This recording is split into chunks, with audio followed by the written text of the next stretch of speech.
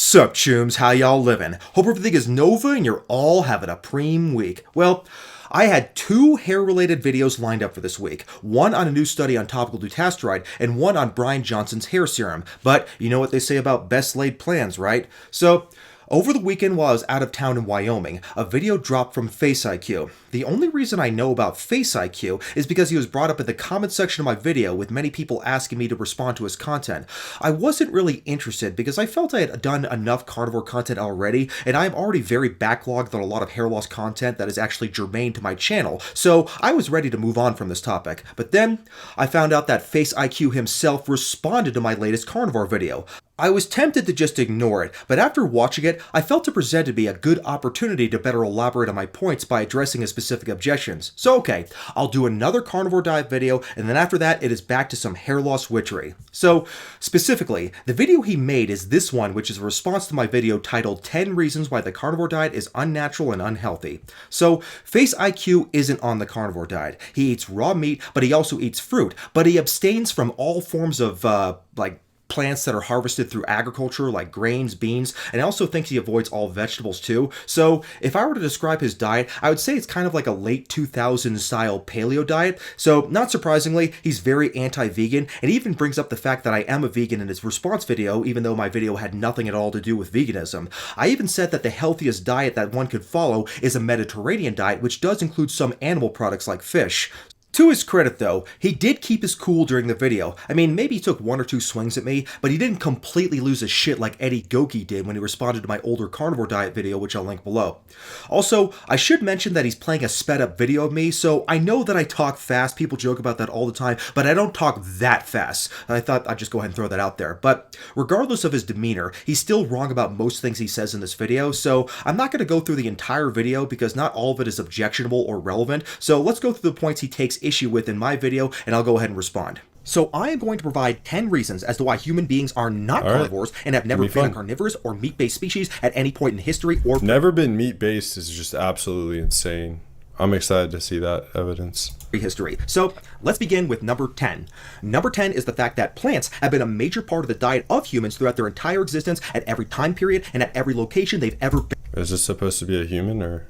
Yes, it is. That is an illustration of a human. Throughout the video, FaceIQ claims that humans didn't exist 2 million years ago. He states that modern humans, meaning Homo sapiens, didn't appear until about 300,000 years ago, which is true. However, he says multiple times throughout this video that our human ancestors weren't human, so they aren't relevant to this discussion. Humans haven't existed for 2 million years, only around 300,000, so it's already, like, the title's already wrong, I don't know. The reason that these human ancestors like Homo erectus are indeed relevant is that they are our direct ancestors. It is in the period before Homo sapiens arrived on the scene that human brains grew and became large. Once Homo sapiens appeared, the brain size has been pretty stable. Even FaceIQ says at one point that it was eating meat that brought humans down from the trees and caused their advancement. From what we understand, the moment we did start eating meat, we came down from the trees, and we started eating the meat, the rotten meat that we would find from other hunted animals. That's when we started, you see our skulls rapidly increasing in size. Coming down from the trees did not happen 300,000 years ago with the advent of Homo sapiens. No, it happened 2 million years ago, which is why the diet of humans 2 million years ago is still definitely relevant today. Eating plants is not some new development that happened only with the onset of agriculture about 12,000 years ago at the end of the last ice age. Our earliest primate ancestors that we descended from were omnivores, just like we are today. Humans have always been omnivores, and so were all of our ancestors and closest relatives from the Great Ape Kingdom. The balance between meat... Yeah, they were. We have a completely different digestive system than them. That has nothing to do with what a human eats, but yeah, okay.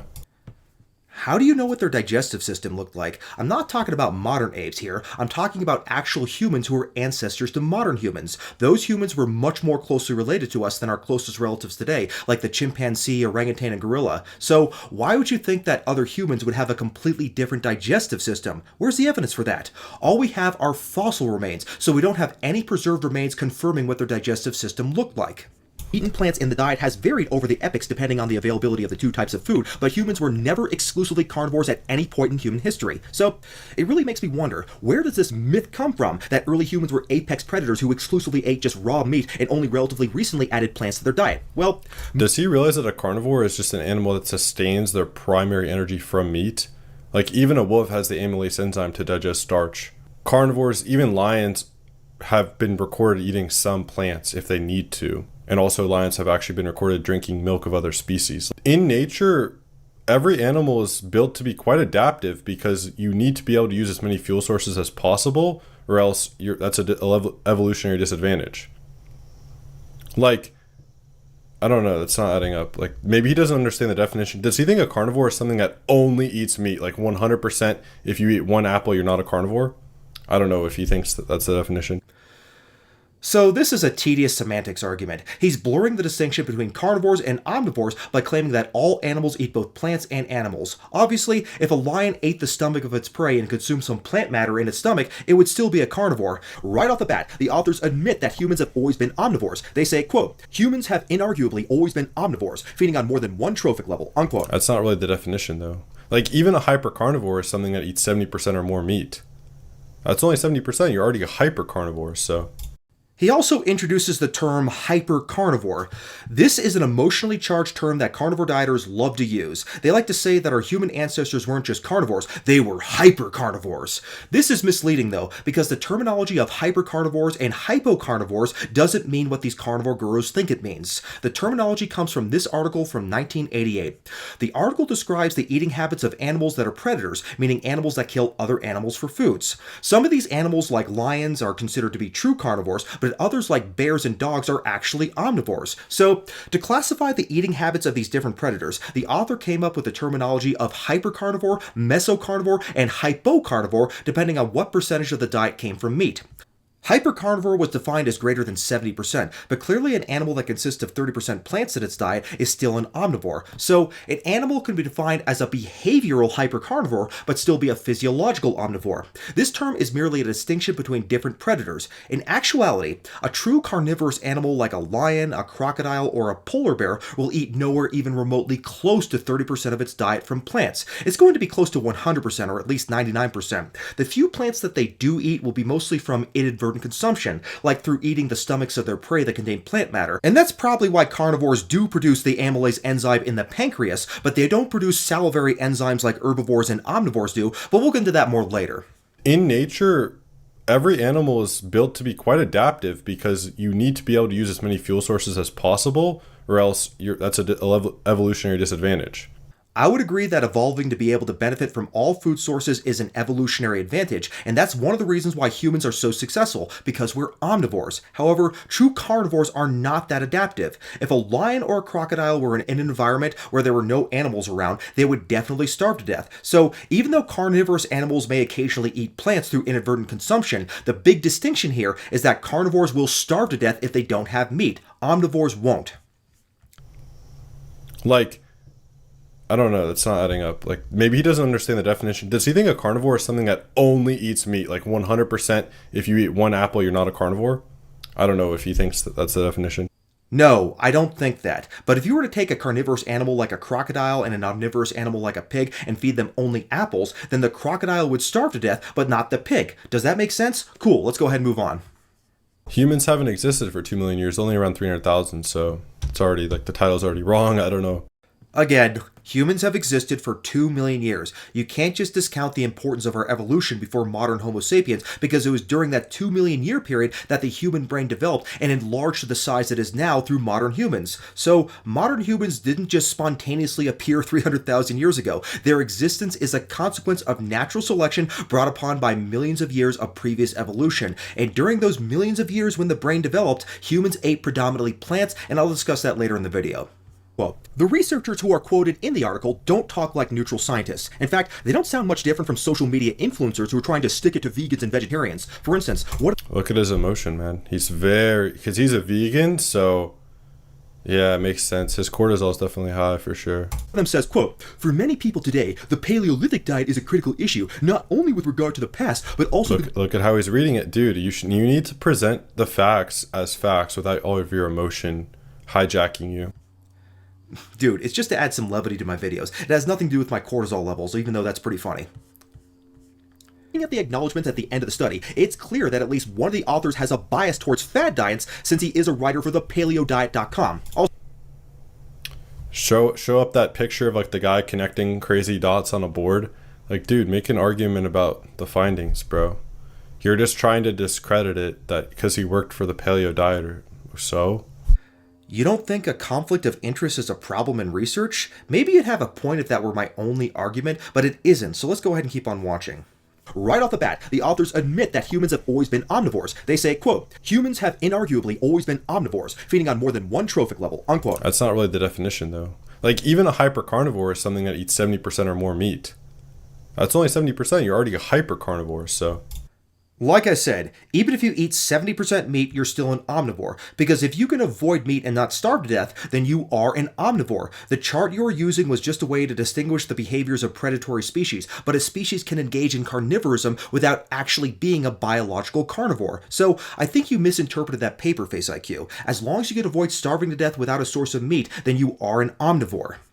Of course, no one from the carnivore community is ever going to quote that line from the study. The article goes through the usual arguments that humans have some anatomical features allowing the digestion of meat, such as the acidity of the stomach and the length of the intestine. Of course, that only argues against humans being pure herbivores, which no one is arguing, not even vegans. The fact is... But even herbivores eat meat. There's plenty of apes and monkeys recorded eating literally other monkeys and stuff. Like, essentially every animal on Earth eats a mix of plants and animals. Like, even cows will eat worms and mice. Like, it's not about that. We get that. Every single animal, anyone with any basic understanding of biology understands almost every animal alive is not strictly only eating plants or meat. This is common knowledge. So just due to the natural world we live in, yes, every organism on planet Earth is going to consume both plants and animals to a certain extent, but that misses the point. A carnivorous animal like a shark will starve to death if there's no meat in its diet. An herbivorous animal like an elephant, though, will starve to death if there are no plants in its environment. But if we look at an omnivorous animal like a pig or a human, they will not starve to death so long as there is one of those food sources available to them. A carnivorous animal cannot properly digest plants, so it will starve to death without meat. And an herbivorous animal cannot properly digest meat, so it will starve to death if there are no plants. But an omnivore can properly digest both plants and animals, so they can survive on either of them. Humans clearly fit that criteria for being an omnivorous species, so I don't know why FaceIQ is making this so needlessly complicated. Based on these measurements, the authors of the study concluded that early humans were hypercarnivores, meaning that at least 70% of their diet was from meat. Of course, if that were true, that would still make them omnivores, but in reality... No, that would be hypercarnivore if it was 70%. This guy didn't even know the definitions. Like I already said, hypercarnivore is a term that is just used to distinguish the behaviors of predators that were observed in this one study from 1988. Humans can abstain from meat and not starve to death. I should know because I've been a vegan for 23 years and I'm still alive. So, humans are clearly not carnivores since they won't starve to death if they don't eat meat. Keep in mind, I'm not talking about what is optimal for health. That's a separate discussion entirely. But a true carnivore cannot avoid starving to death without meat. So humans cannot be carnivores since we will not starve to death if we just eat plants. Also, even if we are to accept this definition from FaceIQ, it's still completely wrong because the stable isotope data is bullshit, as I'll soon show. The data is so flawed that it's impossible to draw the conclusion that these early humans ate so much meat. One of the big problems with these isotope tests is that they measure the isotope in protein, and plants contain less protein than meat. The majority of calories from plants come from carbohydrates, so this stable isotope method underestimates the amount of plants eaten since it only accounts for protein levels. Yeah, but it's comparative. Who cares? It's comparing our protein stable isotopes to Alleyne, to herbivorous animals. Then we can place and see how carnivorous we were. Who cares? He's right, but who cares? It's comparative. On the surface, this does seem like a good point, and I wish I brought it up in my original video, but it's actually not true. The stable isotope data in Homo sapiens and Neanderthals overestimates the amount of meat we actually ate. I won't repeat all the flaws in the stable isotope techniques that I went over in the video, such as the fact that it only goes back to 45 to 50,000 years ago, and the fact that we now have much better data that shows our human ancestors ate predominantly plants for the last 2 million years. But what we do know is that there is new research showing that the stable isotope data overestimates the amount of meat that was eaten by ancient humans. That's because it's been shown that the maggots found in rotten meat, which is what our so-called apex predator ancestors mostly ate, massively increased the amount of stable isotopes in their bones. This is because maggots contain a much higher nitrogen stable isotope ratio than terrestrial animals, so this makes it look like we were eating a lot more meat than we really were. The new data shows that rotting meat has increased stable isotope ratios largely because of the presence of maggots in the meat, since the maggots drive up the ratio, making it it seem much higher than it really is. So this is yet another reason why we can't conclude from the isotope data that humans were hypercarnivores. Eating rotten meat is something that is still practiced today, and not just by RFK Jr. Eating rotten meat is common among modern-day Inuits, and we know that ancient humans clearly ate carrion, so this isotope data does not give an accurate depiction of how much meat was actually eaten due to how much maggots influence the results of the data. Also, the tests have been done only on a small number of early humans, and there's a lot of variability between individuals in the accumulation of the isotope. In this study, there's so many stable isotope analysis throughout humans of 10,000 years ago to 100,000 years ago. No, there isn't that much data. We know this because collagen deteriorates completely after 50,000 years, so the research cannot go back any further than that. It's also based on a grand total of 213 samples. That's the total amount of samples. I added them up. That's not the thousands of samples that FaceIQ claims. Also, like I said, this stable isotope data cannot be trusted since maggots and insect consumption, which was common back then, dramatically increases the stable isotope ratios more than meat from land animals. In addition, we have better data that goes back much further in time that shows that our human ancestors ate predominantly plants, and will therefore overestimate the amount of meat consumption since early humans have been cooking meat for hundreds of thousands of years. Also, even though the authors are claiming that there's no evidence we've been cooking for hundreds of thousands of years. Wrong. We do have evidence that humans have been cooking meat for hundreds of thousands of years. There is strong evidence from archaeological sites that the cooking of meat has been done for at least 780,000 years and possibly even longer. So this claim by FaceIQ is just false. And if you just look into the various stable isotope analysis throughout many regions of the world, throughout many time periods, you'll find it was predominantly meat in every single society. That's fascinating, I'll admit, but the stable isotope data cannot be trusted, as I already explained. Then you have people like the Maasai, the Inuit, where it almost is 100% raw meat. I don't know why the carnivore community keeps up bringing up the Maasai and Inuit as prime examples of how humans should live. The average lifespan of the Maasai is 55 to 60 years, and the average lifespan of the Greenlandic Inuits is about 60 years old. And these figures do take into account infant mortality, so I don't want to hear anyone bring that up as a way to try to weasel out of this data. Meanwhile, the Okinawan Japanese have an average lifespan of about 80 to 87 years, so that's over a 2-decade difference, and their diet is mostly plants like sea vegetables and rice, as well as some fish and tofu. They also have an extremely high number of centenarians, meaning people who live to at least 100 years old. Conclusions of the study have already been debunked by much better research. We now have good data that proves that plants have always formed a very large part of the human diet, including during the period that these authors claim that humans were hypercarnivores. First, we have this study here that shows that early humans used stone tools to prepare plants for eating as early as 780,000. Those weren't humans, but okay. They were humans. I don't think FaceIQ realizes that not every human was a Homo sapien. The reason why I brought up that article is that there is no evidence that humans and our human ancestors ever predominantly ate just meat, even going back to 2 million years ago. The authors of the study point out that there is a bias towards overestimating meat consumption when examining the archaeological sites of prehistoric humans. That's because animal food leaves behind traces that don't degrade, like bones. Plant matter, on the other hand, easily deteriorates and disappears without leaving behind a trace. So that's a decent argument. The thing is, we do have the stable isotope analysis. We compared it to lions, cheetahs, other animals, the vast array of animals at the same time period, and we were at the very top of carnivores, essentially. We were eating as much meat as a lion. Some even show more meat, proportionally. So that's all you really need to know.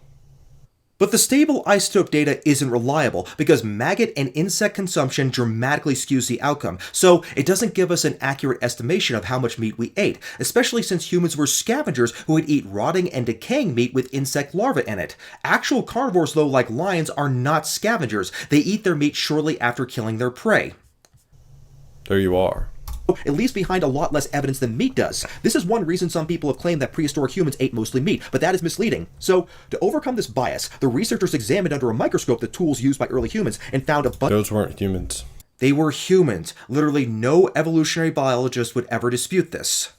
Bro. Research implies that in contrast to what the carnivore gurus like to say, it is actually carbohydrates from plants that were necessary to drive the evolution of our increasingly large brains back then. The authors conclude, quote, "Our results indicate that lower Paleolithic Acheulean hominins invested time and labor in preparing a variety of plant foods in ways that increase their edibility and nutritional quality. These results emphasize the advanced cognitive abilities of the GBY hominids, adding unmatched evidence for the role of plant processing and consumption, a domain scarcely known." These weren't even humans, and from what we understand, the moment we did start eating meat, we came down from the trees, and we started eating the meat, the rotten meat that we would find from other hunted animals, that's when we started, you see our skulls rapidly increasing in size.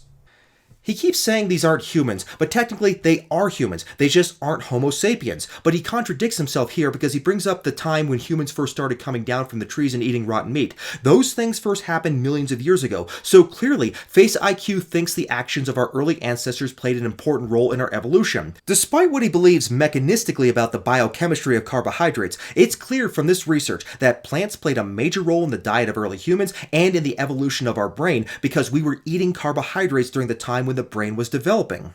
There's also an even more recently published study that goes back even further to 2 million years ago. The researchers... Who cares? Those aren't humans.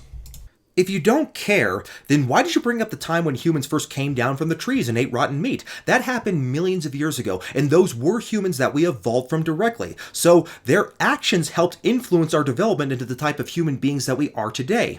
This study overcame the limitations of the stable isotope study I already went over. That study can only go back 50,000 years because collagen deteriorates over that period of time. However, in this new study, the nitrogen isotopes are analyzed in the enamel of teeth, which is preserved for millions of years. Using this analysis, the study concluded that our earliest ancestors who lived up to 2 million years ago... Yeah, those aren't Homo sapiens, though. Who cares? They're our direct ancestors, and that's when our brain was developing. By the time we were Homo sapiens, our brain size was pretty much fixed, so all the brain development in humans occurred before we evolved into Homo sapiens, so you can't just dismiss this data. So, FaceIQ is done with this point, but I'd like to go ahead and add one more thing about the supposed hyper-carnivore period of human existence. At the height of the Ice Age, when crops were scarce, even if humans were forced to eat more meat to survive, that doesn't mean it was the ideal diet for them. It just means that humans were flexible enough to adjust to the environment, which is typical of omnivorous species. Carnivores starve when there is no game to kill, and herbivores starve during droughts when there are no plants. But omnivores like humans can survive these two extremes. The data shows that for 2 million years, plants were a major part of the human diet, and the fact that humans can eat either plants or animals does not mean that one or the other is an ideal diet. As I will show later in this video, the ideal diet contains both. Next up, let's go to number 9. Number 9 is the fact that, unlike true carnivores, eating meat causes atherosclerosis in humans. True carnivorous animals like cats, and even omnivorous animals like bears and dogs, can eat as much meat as they want, but they never get atherosclerosis from eating meat. But in the case of human beings, not only do we get atherosclerosis from eating meat, it is the most common cause of death in the human species by quite a good margin. Humans are the only species of organism on the planet where the most common cause of death is atherosclerotic heart disease. It's practically non-existent in other animals, and if it does happen, it's usually in a controlled setting, like in a laboratory for a clinical study. The fact that humans are susceptible to atherosclerosis shows that humans are not carnivores, they are omnivores. But until recently, it was not really clear why humans... But we're all getting atherosclerosis and we're all eating a plant-based diet. We're eating the least red meat we've ever eaten in history. You can also just as easily say that we're all eating a meat-based diet because I think only about 1% of the population is actually vegan. In fact, I think it might be less than that. I may have to fact check that. Also, this claim that we're eating less meat than at any point in history is fallacious. Between 1961 and 2021, the average person's yearly meat consumption increased from 50 pounds per year to 94 pounds per year. So, meat consumption has nearly doubled in just under 6 decades. That's why South American countries have been tearing down and napalming the rainforest. It's because they have to create cattle farms to meet the insanely high demand for beef. I mean, how can anyone seriously believe that meat consumption is down when the carnivore diet is so damn popular when we have influencers like Joe Rogan who promote it and he has like 20 million subscribers? I mean, it doesn't make any sense to me, but that's a topic for another video. I don't know. The first recorded cases of these issues were in Egypt when it was very grain-based. They have, 40% atherosclerotic rates in the mummies, and they were grain-based. They would almost only eat grains. Okay, 2 things I want to say about the mummies here. Number 1, ancient Egyptians did indeed eat meat, though it was more of a common practice with wealthy Egyptians, but it was the wealthy Egyptians who actually got mummified. I mean, just think about it. Mummification was a remarkable skill that probably wasn't common with the peasants, so any actual mummies we have found in Egypt would have likely been from the wealthy Egyptians who ate more meat. The second point I want to make is that these mummies didn't just come from Egypt. There have been mummies found in Peru, Europe, Asia, and even North America, and all these mummies show evidence of atherosclerosis. So clearly, atherosclerosis has been present in humans throughout the world throughout all of recorded history, and it's not just due to the modern diet, obviously. We're more susceptible to atherosclerosis than any other animal. So why is it that no other animal gets atherosclerosis, but in the case of humans, it is the most common cause of death? Probably because they eat their natural diet and we don't. Exactly. How is it a natural diet if nobody has ever eaten it? No culture in either recorded history or prehistory has ever lived on a pure raw meat diet plus seasonal fruit diet, not even the Inuits or the Maasai, and I'll get into more of that later. We're more susceptible to atherosclerosis than any other animal. So why is it that no other animal gets atherosclerosis, but in the case of humans, it is the most common cause of death? Probably because they eat their natural diet and we don't. Exactly. By far. Well, that mystery has finally been solved. The reason why is because during human evolution, humans actually lost a gene that other animals have, and the lack of this particular gene is I figured it was going to be this argument. tied to the production of atherosclerosis caused specifically by eating red meat. Associated, so it's incidence, not risk actually. It's just the incidence of self-reported consumption. Yeah, it's just correlation studies. It's not cause and effect. This is not associative data I'm bringing up. I'm about to make an argument using mechanistic data, so you're anticipating the wrong argument here. Go ahead and keep watching. Our human ancestors lost the gene to produce a specific acid in the body called NEU5GC. We lost this gene about 2 to 3 million years ago. Since humans don't produce NEU5GC... 2 to 3 million years ago? Yet, when you observe people who were even eating predominantly red meat just hundreds of years ago before seed oils and such, the atherosclerotic rates were basically zero. Like, just look at what's already happened. Well, that can't be possible because, as we already went over, there are mummies that are thousands of years old who indeed show signs of atherosclerosis from all over the world. Also, atherosclerosis was present in autopsies performed in the 19th century. In fact, even Leonardo da Vinci, who died in 1519, described atherosclerosis in the blood vessels of elderly men. Obviously, medical equipment and diagnostic skills were not as sophisticated back then as they are today, so we can't exactly say what the incidence was hundreds of years ago, but we definitely know that it happened long before seed oils were common, so FaceIQ doesn't have the data to make a claim like this. Look at the Maasai and their actual average lifespan, excluding infant mortality, was 87.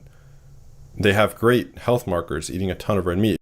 The average lifespan of the Maasai is not 87 years old. It doesn't even come anywhere close to that, even if you include factors like infant mortality. I actually researched this, and I think I know where he got this information. It's because there's this article that was about an 87-year-old Maasai elder chief named Ole Tokona, I think that's how it's pronounced, and he was actually interviewed by a Western journalist to help make a strong case for Western medicine for the Maasai community. The actual average lifespan of the Maasai is 55 to 60 years old, and funny enough, one of the reasons why they have such a high mortality is because of parasitic infections due to raw meat consumption.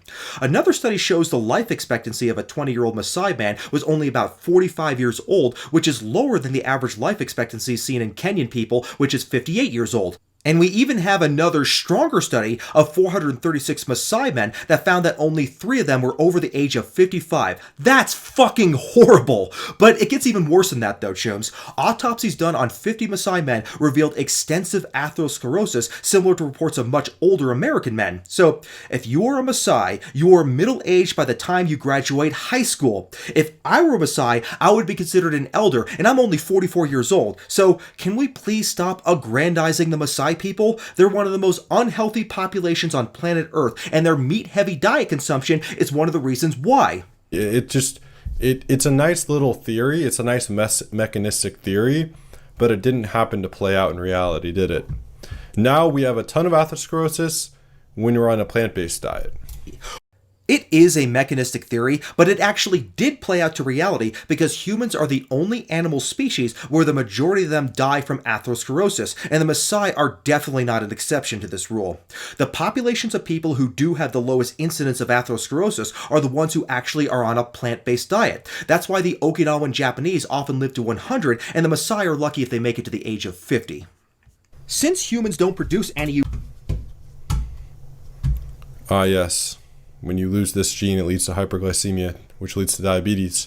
Even though a carnivore diet, to be fair, even though it's not optimal, it actually reverses diabetes when you stop pouring the sugar down your neck. Well, he's not looking at the whole chart. Loss of this gene plus red meat consumption leads not only to diabetes, but also to inflammation and atherosclerosis. Red meat does not decrease the risk of diabetes. There is data showing that increased red meat consumption correlates with an increased risk of type 2 diabetes. So, he may not like the conclusions of this study, but the loss of this gene uniquely in humans is a very good explanation for the increased risk of atherosclerosis in humans when they eat red meat.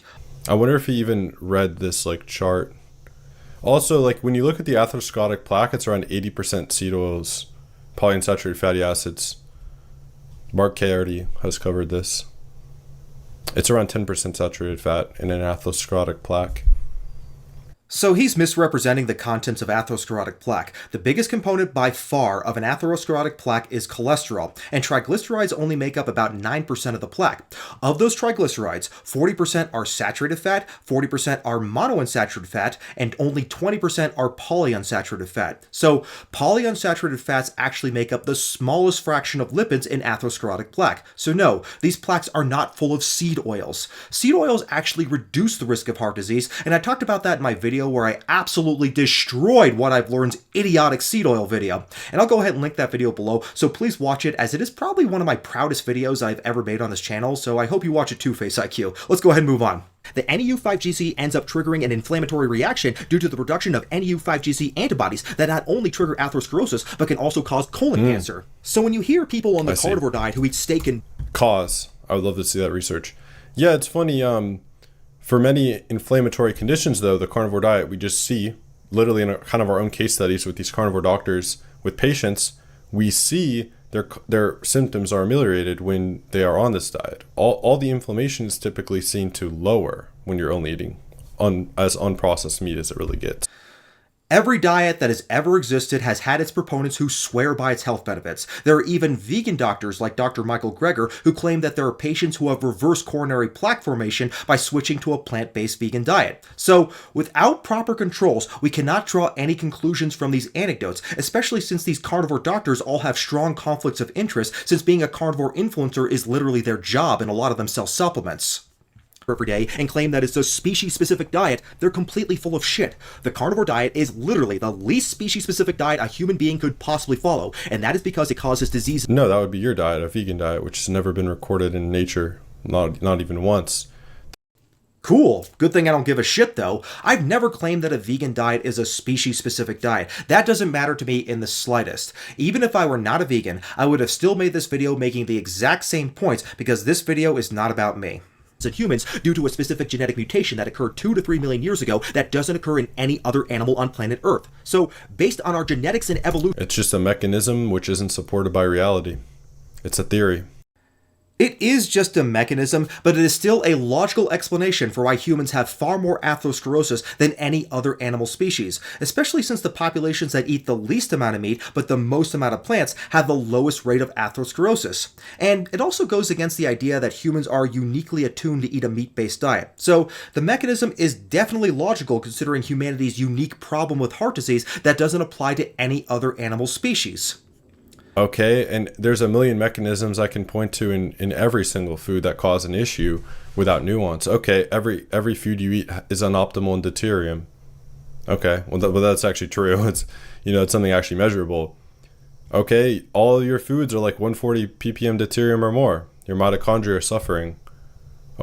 He's trying to dismiss this as all just theoretical mechanistic data, but the fact is that if we were as well adapted to eat red meat as he claims, then we would not have lost this gene that prevents us from developing atherosclerosis. He brings up my diet, but this video is not about me or my diet. The argument I am making is that the most natural and most healthy diet a human can eat is an omnivorous diet that is predominantly plant-based, much like the Mediterranean diet. That's the diet that has both the best mechanistic data and the best outcome data, unlike the carnivore diet or the quasi-carnivore leaning omnivorous diet that FaceIQ follows, whatever you want to call that. Also, just because you can find people who follow it and don't get atherosclerosis, that doesn't mean a goddamn thing. I mean, we all know that there are smokers who live to be over 90 years old, so anecdotal claims like that really don't mean anything because some people just luck out with their genetics. Everybody knows that. And also, all the stuff he says afterwards about deuterium, mitochondrial suffering, and the Randall cycle, that's all just gibberish. He's obviously just trying to gish gallop here. None of that mechanistic theoretical data matters because we know that the population patients who eat more plants have better biomarkers and better longevity. The reason why we shouldn't dismiss the NEU5GC mechanism is because the theory actually plays out, since we know people who consume a lot of red meat get more atherosclerosis and are more susceptible to colon cancer, the two things the NEU5GC gene used to protect us from until humans lost it about 2 million years ago. 8. Research shows that the healthiest diets are mostly plant-based diets. This point follows my last point because it's clear that based on scientific evidence that diets that are lower in red meat and more heavily plant-based are associated with better health outcomes. It's epidemiology correlation. It's nothing causal. It's, yeah, of course, it's also, there's so unlimited confounding variables which can't be accounted for. And when they're accounted for, they're essentially like, we're going to make things up because we don't like the result. That's what accounting for is. This is not just associative data. We have randomized control studies done on the Mediterranean diet, which shows that it has a much lower incidence of heart disease than any other diets. We have absolutely no data on any carnivore-style diets, but we do know that excessive meat consumption does increase the biomarkers that are associated with disease progression, like atherosclerosis. As far as the whole confounding variables thing goes, that doesn't apply to randomized controlled studies because the randomization process assures that the treatment group and the control group are equivalent, except for the fact that one group is getting a treatment while the other is getting a placebo. Randomized control trials were invented precisely to eliminate these confounding variables, and they are the gold standard of scientific research, so it's completely ridiculous to dismiss them. The Mediterranean diet, for example, is based on the traditional diet of various cultures that have lived around the Mediterranean Sea for thousands of years. It is the only diet that is... Yeah, they lived around the Mediterranean Sea. They didn't eat much seafood, though, They just ate plants. FaceIQ, this is not a vegan video. I know they ate fish and plants, but do you want to know what they didn't eat very much of? Red meat. And they are some of the longest lived people in the entire world, so who would have thunk it? It's been consistently shown in multiple randomized control trials to lower the risk of cardiovascular events. On the other hand, there are no studies showing any longevity benefits from carnivore. Compared to what? Or ketogenic. And also, it's, again, atherosclerosis takes decades to form often. How long are those RCTs? If they're 20 years, maybe I'd say, okay, that's something, but... The two major studies that have been done enrolled high-risk subjects for cardiovascular disease, and the average time frame for follow-ups was about 5 years. But despite that relatively short follow-up period, there was a marked reduction in cardiovascular events in people on the Mediterranean diet. So a really long time frame wasn't necessary, since we can see results of improvement from cardiovascular disease in less than 5 years. So the reason why there isn't a longer study is because the results were already evident after just 5 years. These diets all raise serum LDL cholesterol, and we know that increased LDL cholesterol correlates with the development of atherosclerosis. Yeah, it correlates. So, oxidized LDL correlates more. Also, when you control for confounding variables like insulin sensitivity, insulin resistance, inflammation, you have a lot of confounding variables. When you account for those, Paul Saladino has already done extensive work on this, then this correlation disappears into thin air. No, it doesn't disappear. The correlation between elevated LDL cholesterol and heart disease is literally the strongest correlation known in medicine. And it's more than just a correlation, because if you lower LDL cholesterol by any intervention, whether it be diet, exercise, statin use, PCSK9 inhibitors, or any other intervention imaginable, it will always lower your risk for cardiovascular disease. And we know that people who have an LDL lower than 70 are at an extremely low risk of heart disease. Conversely, people who are born with a condition called familial hypercholesterolemia have a 10-time greater risk of heart disease than the general population. This is based on hundreds of studies, and we know that it's causative because it is based on the Bradford-Hill criteria for establishing causation.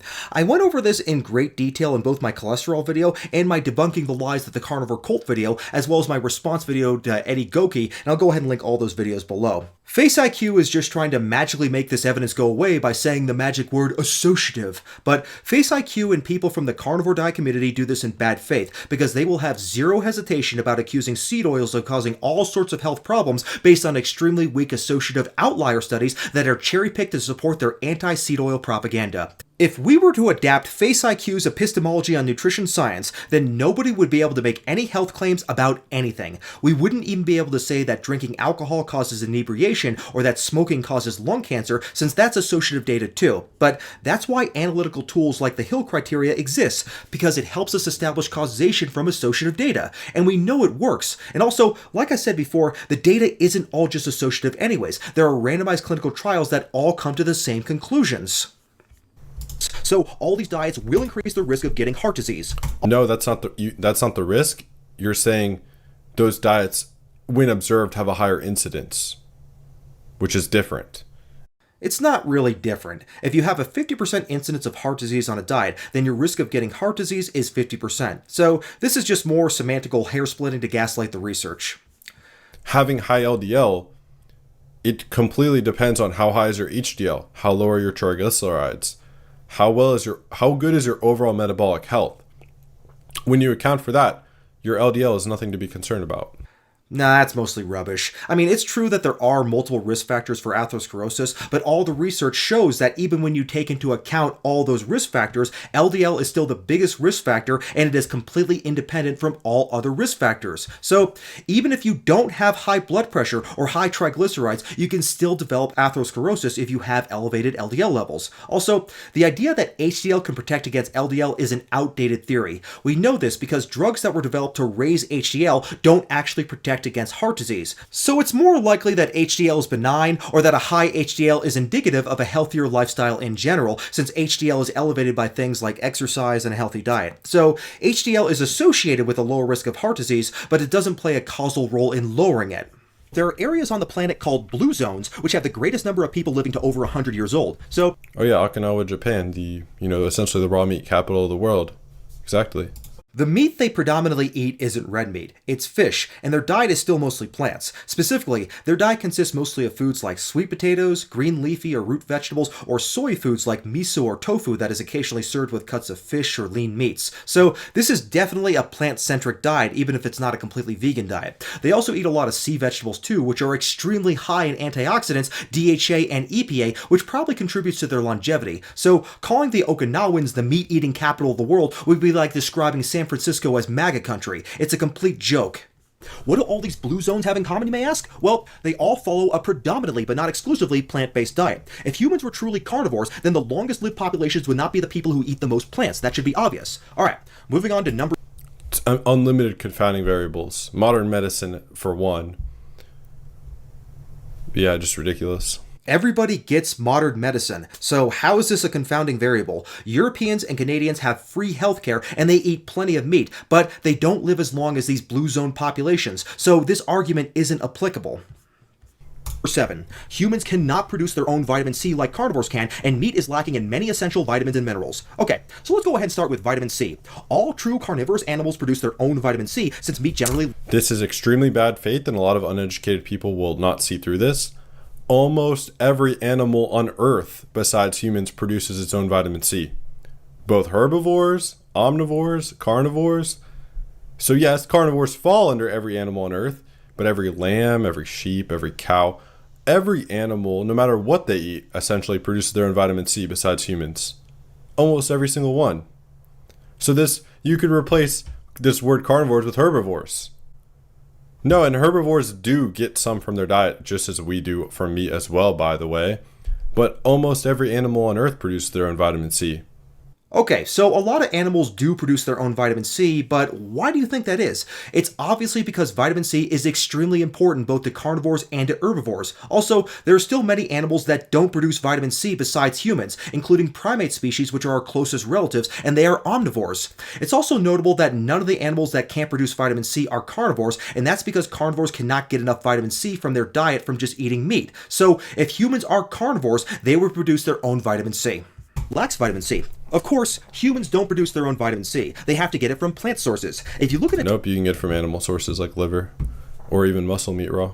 Table of significant dietary sources of vitamin C from the NIH, you'll notice that all the sources are from plants. Meat contains no vitamin C. False. I'll put up the analysis. That is completely false. Boom. Just provably false statement. Done. Okay, I guess technically he's right. There is some vitamin C in skeletal meat, but let's go ahead and take a look at what he's showing us here.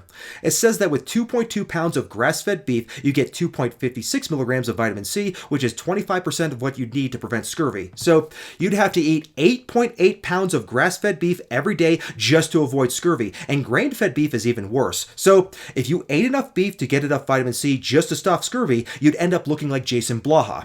Exception to this rule is from organ meat, which does have a very small amount of vitamin C, but not nearly as much as what is even the muscle meat has it. False. In plants. So it has less than plants. What's the physiological requirement though? Who cares? Who cares if plants had 10,000 milligrams and liver at 5, but all you need is 1? Okay, so who cares? We do know what the physiological requirements are. You need to consume at least 10 milligrams per day in order to prevent scurvy. We know this because in people who actually get scurvy, they have to be treated with a dose of at least 10 milligrams of vitamin C per day to effectively cure their scurvy. Is it possible to get that from meat? Well, yes you can, at least theoretically. You can either eat 8.5 pounds of beef, or you can just eat 1 orange. It's up to you. Scurvy is actually very rare, but when it does happen in the modern age, it's usually in cases where people refuse to eat fruits and vegetables. In other words, people who follow the carnivore diet. Fortunately for FaceIQ though, he does eat fruit, so he's probably safe. Possible to get vitamin C on a carnivore diet if you eat organ meat, but it would have to be from raw organs since heat destroys vitamin C. So exactly, which is why you should be eating them raw. Carnivore dieters claim they don't need as much vitamin C in their diet as people on a plant-based diet because vitamin Correct. C is involved in carbohydrate metabolism and they don't consume a significant amount of carbohydrates, so therefore it's not a problem. However, Correct. Let's not fool ourselves, Jones. Vitamin C is still absolutely an essential vitamin, and it is not easy to get enough of it on a pure carnivore diet. Enough of it on the basis of what? Enough as in you need at least 10 milligrams per day to prevent scurvy. That's been documented, and we know that the people who do get scurvy are people who avoid fruits and vegetables. So even if vitamin C requirements are lower in carnivores, they are still more likely to get scurvy. We already have observed the physiological requirement is clearly very low on those following this diet, hence the Inuit. They would eat the blood, the organs, the meat, they'd have plenty of vitamin C. The physiological requirement of vitamin C when you're eating the proper diet is almost nothing at all. That is all demonstrably false. The Inuits do not live off a purely carnivorous diet. It's been shown that they get about half of their vitamin C from sea vegetables and algae. Algae in particular is very high in vitamin C. It can be as high as 18 milligrams per gram, which is an even higher vitamin C content than what's found in citrus fruits. So it is a myth that the Inuits get their vitamin C from meat. They eat literally the most vitamin C rich food in the world, algae. Especially because you have so much collagen and amino acids and hydrolyzed proteins in the diet, which is mainly what vitamin C is used for anyway, so. Even if their mechanistic hypothesis is true. So it's possible that their mechanistic hypothesis is already played out with the Inuit. The Inuit don't supplement vitamin C. They barely eat anything but meat, raw meat. They have no scurvy. Boom, you're done.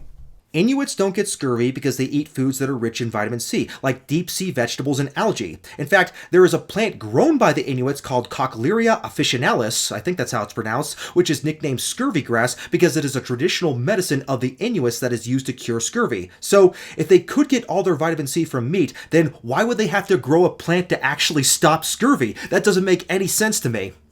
Already been proven. That some people on the carnivore diet will get enough vitamin C to avoid scurvy, and that's probably because most of them take vitamin C supplements, but scurvy... That's a cope. No one does that. Well, fine, but I still think they're taking vitamin C supplements and lying about it. I mean, if Steak and Butter Gal is willing to use filters to pretend to be better looking than she really is, then I don't put it past her to lie about taking a vitamin C supplement, and that goes for a lot of other carnivore influencers too, especially the ones who are selling supplements themselves. Scurvy has still been reported to occur on extreme carnivore diets, so it definitely can still happen. If it's of raw carnivores eating organs and blood from fresh meat, it might be interesting. But one very important point the carnivore cult sees... I mean, again, in history, raw horse meat was often fed to cure scurvy because it's full of hydrolyzed protein and vitamin C. And often people actually developed scurvy when they ran out of meat. I don't know if this old fable is true or not. I'll go ahead and take his word for it. I mean, horse meat does have some vitamin C in it, but not nearly as much as what's found in fruit. So even if horse meat were used to treat scurvy, fruit could have done a much better job at it. Seems to forget is that just because you're eating enough vitamin C to prevent scurvy, that does not mean that you're eating optimal levels of vitamin C for health overall. Vitamin C is not just about stopping scurvy. It's also a very powerful antioxidant. It's important for wound healing. It has a strong anti-aging effect since it helps boost collagen production of the skin. It also boosts the immune system, and it helps with the absorption of certain minerals like iron. So to put this all into perspective, if we compare... Yeah, and you get as much vitamin C as you need from eating raw organs and the whole raw animal, because that animal was, if it's healthy, functioning and alive, with that much vitamin C in its body. Exactly. So you consume the entire animal, you consume everything that living animal had. Therefore, you get everything you need. It's pretty common sense. It's pretty obvious. And evidently, it played out as reality with the Inuit. Inuit populations don't get scurvy because half of their vitamin C content comes from plant sources and algae. Content from a single serving of liver to a single orange, a 100-gram single... You'd, again, no relevance whatsoever. You'd have to show that the physiological requirement isn't being sustained by the liver, which it is, evidently. We do know the physiological requirement for vitamin C. It's 10 milligrams per day. That's not to get the full benefits of vitamin C, that's just to prevent scurvy. You can get that with raw liver, but it's much easier to get it from plants. A serving of liver has about 1.3 milligrams of vitamin C. A single orange, on the other hand, has about 70 milligrams of vitamin C. I know there. Okay, and how much will you absorb with the GLUT4 transporter? On a competition, on a raw carnivorous diet, the GLUT4 transporter is wide open. You get all the vitamin C you eat. We've already observed, there's studies showing that when you have sugar and vitamin C together, competing for the GLUT4 transporter, you can have up to 90% of it not absorbed. So, okay. None of that matters, because we know that you need 10 milligrams per day minimum to prevent scurvy. It doesn't matter if you're getting it from liver or from an orange. 10 milligrams is minimum. There is no way to get around that. That's why carnivores have to synthesize their own vitamin C, because meat doesn't have enough of it most of the time. There is no evidence that carnivores get an exemption from this rule. This is further reinforced by the fact that the few people who still do get scurvy in the modern era are people who don't eat fruits and vegetables. There is some dispute about this, but even the most optimistic sources show that raw liver doesn't have nearly as much vitamin C as what is found in plants. So, okay, more is not always better. In fact, excess vitamin C turns to oxalates in the body. I'm not sure if you're aware of that. So it is theoretically possible to get too much vitamin C and experience unpleasant side effects like an upset stomach, diarrhea, and rarely kidney stones as well, but you'd have to consume a ridiculously high amount of vitamin C, over 2,000 milligrams per day over a long period of time. Realistically, such levels could only be achieved through excessive supplementation. A single orange only has about 70 to 90 milligrams of vitamin C, so you'd have to consume at least 25 oranges per day every day over a long period of time to get anywhere close to being at risk of consuming too much vitamin C. And if FaceIQ's theory is right that carbohydrate consumption reduces the absorption by 90%, then you'd have to take 10 times that much to get vitamin C hypertoxicity. So this isn't a practical problem in the slightest. That's why a lot of people who supplement vitamin C get kidney stones. Then don't supplement it. Just get it from fruits and vegetables, or if you're an Inuit, get it from algae. Recommended daily dose of vitamin C is about 90 milligrams. Recommended for who on the basis of what? Yeah, for the Western dieter. It's all associative anyway. Look into how the RDAs are formed. It's a complete joke. No, it's not associative. We know through direct intervention that you need at least 10 milligrams per day to avoid scurvy. We know that because that's how scurvy is actually treated. Joke. Milligrams per day. So even if you ate nothing but raw liver, you still wouldn't get anywhere close to that number. You may get enough. So who cares about that number? It's not a number for raw carnivores, is it? Come on, man, use your brain. The number for raw carnivores is still at least 10 milligrams per day. No exceptions. Everybody needs at least 10 milligrams per day of vitamin C to avoid scurvy. And to get the additional benefits I mentioned, you need to consume a lot more than that. Vitamin C to stop scurvy, but if you want to experience all the other great benefits of vitamin C, then eat some damn fruit. If you No basis for proving that assertion, and I'd agree, eat fruit if it's seasonal, by the way. Yes, go ahead and eat a fruit because it's a better source of vitamin C. If humans were actually carnivores, then they wouldn't need to eat vitamin C at all, since true carnivores produce their own vitamin. All other animals produce vitamin C essentially. No, not all, but certainly all true carnivorous species do. So it's clear that meat is not enough to meet their vitamin C requirements. So you can imagine just how much harder it would be for a human to meet them since we don't produce our own vitamin C. Even the herbivores. You're just selectively mentioning the truth, and you're leaving out the fact that it's not only carnivores that are doing this. I'll list up all the animals on screen that produce their own vitamin C. But there are also a lot of animals who don't produce their own vitamin C, most notably our closest relatives, primates, and primates all eat fruit. So FaceIQ is right that vitamin C production is a common trait amongst various species, but none of the exceptions to the vitamin C producers include carnivores. All carnivorous animals produce their own vitamin C, no exceptions. If we were carnivores, we would produce our own vitamin C too, but we don't because we are omnivores. Vitamin C, like I said earlier, we can't do that though. Humans have lost the enzyme that most other animals have to synthesize. Most other animals, exactly. Ha. Vitamin C on their own. We have to eat our own vitamin C, and the best source of vitamin C by far comes from plants, in particular. Again, who cares? We look at the physiological requirement. How much do you actually need? Is it met from raw organs? Yes, there you are. No, we know that you need at least 10 milligrams per day, carnivore included. If you're going to claim that carnivores are exempt from this, then the burden of proof is on you. Mechanistic speculation isn't good enough. citrus fruits. But as it turns out, the lack of vitamin C is only a small part of a much bigger problem with the carnivore diet. Meat is not only lacking in vitamin C, it is also lacking in vitamin E, vitamin K1, fiber, calcium. Lacking in vitamin E, it's one of the best sources, especially organs. What are you talking about?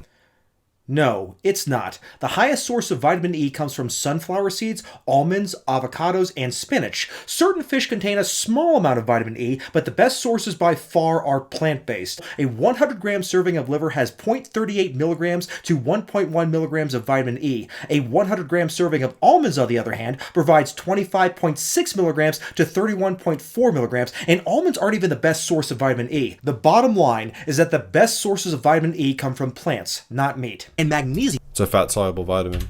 It doesn't matter. Everybody consumes fat in their diet, even vegans. Lacking in vitamin C, it is also lacking in vitamin E, vitamin K1. K2 does everything K1 does and more. It's not essential. No, vitamin K1 is still an essential vitamin that has different functions from vitamin K2. K1 is crucial for blood clotting, while K2 is important for bone health and heart health. They're both very important, but K1 is only found in plants, particularly leafy greens and vegetables. Meat is not only lacking in vitamin C, it is also lacking in vitamin E, vitamin K1, fiber, calcium. Fiber is not a nutrient. It doesn't matter. Fiber has a lot of health benefits, which we'll go into later in this video. Calcium's plentiful. Your physiological requirements surpassed. And if you're really worried about that, then you could eat dairy, which is also an animal product. Or you can eat plants. The point is that calcium is not commonly found in meat. So the fact that we have to consume other food sources to get optimal levels of calcium, that's a very good sign that humans should not eat an all-meat diet. Ancient humans didn't consume milk, so their calcium sources definitely had to come from plants. And magnesium. Of course. Nope, that's in meat. Plentiful, especially when you eat the whole animal. Yes, it is in meat, but plants are a much better source. Meat is a terrible source of all these nutrients I'm talking about, and there is research that proves it. This study right here analyzed the nutrition content of 4 different carnivore diets and found that the diets were deficient in thiamine, magnesium, calcium, and vitamin C. And in some cases, they were even deficient in iron, folate, iodine, and potassium. They all had fiber intake significantly below recommended levels. Of course, FaceIQ will claim without evidence that the recommended levels don't apply to carnivores, but again, he's just making that up. Of course, in the case of fiber, carnivores will claim that it has no benefits because it's not a real nutrient. And even though it is true that we don't actually derive any nutrition from fiber, fiber still plays a very important role in the gut microbiome because it reduces the risk of colon cancer. Associative? Confounding, not science. It's a study, it's not science. It's not just associative data. The data is based on 185 prospective studies and 58 randomized clinical trials that included 4,635 subjects. Overall, the data shows that eating a high-fiber diet compared to a low-fiber diet caused a 15 to 30% decrease in all-cause mortality, including cardiovascular disease. A high-fiber diet also reduced the risk of coronary artery disease, stroke, type 2 diabetes, and colorectal cancer. The randomized clinical trials showed lower weight gain, lower blood pressure, and lowered cholesterol with a high-fiber diet. So sorry, FaceIQ, you can't just wave your hand and say associative every time there's research that doesn't tell you what you want to hear. You can't dismiss nearly 250 studies that all come to the same conclusion. There is no chance of that being a coincidence. The data wasn't even all associative, but even if it were, it would probably still be accurate since the outcomes were all consistent with every single study. Fiber is good for you and the science proves it. Fiber also lowers LDL cholesterol. It lowers the amount of cholesterol your body is naturally predisposed to producing when you give it the proper inputs. That's a good thing. So surprise, surprise, FaceIQ is a cholesterol denier. What the hell's he even talking about here? I mean, he says it lowers the cholesterol that your body is predisposed to produce when you give it its proper inputs. That's total gibberish. Every single interventional study ever done shows that lowering LDL cholesterol lowers cardiac risk, no matter what you use as an intervention, whether it's drugs or diet. So this is just more complete bullshit from FaceIQ that is not backed up by any data. I mean, I'm sorry, you're just completely wrong here, bro. Yeah. Of digestion helps contribute to satiety so we don't overeat, and it also lowers blood glucose and can help prevent diabetes. So, oh, that's such garbage. Wow. Yeah, it slows the absorption of glucose. Why are you eating something that you want to slow the absorption of? Doesn't make any sense. Fiber is an anti-nutrient. It is a good thing to lower the absorption of glucose. I mean, why wouldn't it be? That's what gives foods a lower glycemic index, which is a good thing. That's why eating blueberries won't spike your blood sugar as much as drinking a soft drink. Fiber is what makes natural sources of carbohydrates found in whole foods like fruit and vegetables and beans healthier than carbohydrates found in processed foods like candy and soft drinks. I mean, I don't understand why he's even against this, because FaceIQ eats fruit, and fruit is a fantastic source of fiber. So FaceIQ himself is getting the health benefits of fiber even if he doesn't realize it. In controlled trials, anyone with digestive issues, you remove the fiber, it cures them. So FaceIQ doesn't provide a source for this claim, but it comes from a quote from this article right here. It's an article on people specifically who have had problems with constipation. The people were treated with a low fiber or no fiber diet and had improved symptoms of constipation. Of course, this is just cherry picking research because high fiber diets have also been used to treat constipation successfully. Constipation is a specific disease that has many causes, and it has been treated with laxatives, high fiber diets, and sometimes even low fiber diets. But long term, there's no doubt that increased dietary fiber is associated with good health outcomes that I already listed. The Inuit already have been documented to have great microbiomes without any fiber in the diet. Garbage. The Inuit do eat fiber. They eat fruit, seaweed, and algae. There is no culture on planet Earth that has a diet that is completely free of fiber, including the Inuits and also including FaceIQ because he eats fruit, which is probably a good idea. Just because we don't derive calories from fiber doesn't mean it's not beneficial. No human derives calories from anything.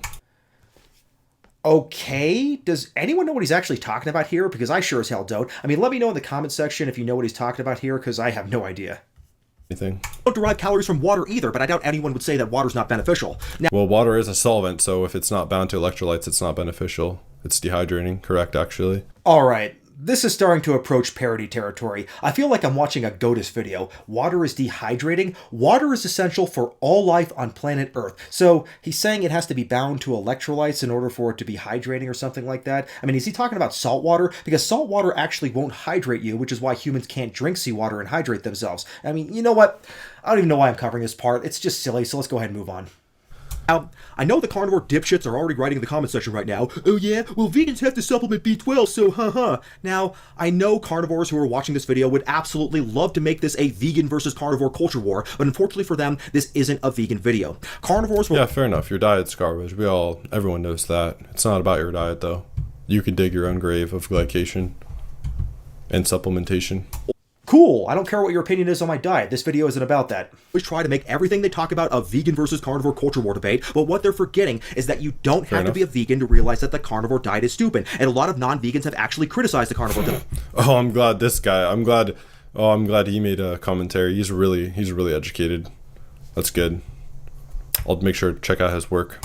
Yes, he actually is really educated. Mike Israetel has a PhD, and that's just one example. I imagine if you were to survey the vast majority of doctors and scientists, they would all agree that the carnivore diet is completely stupid. Alright, and besides, if carnivores are all so against supplements, then why do they sell them? I swear, 90% of these carnivore grifters are selling shitty, overpriced— That's fair enough.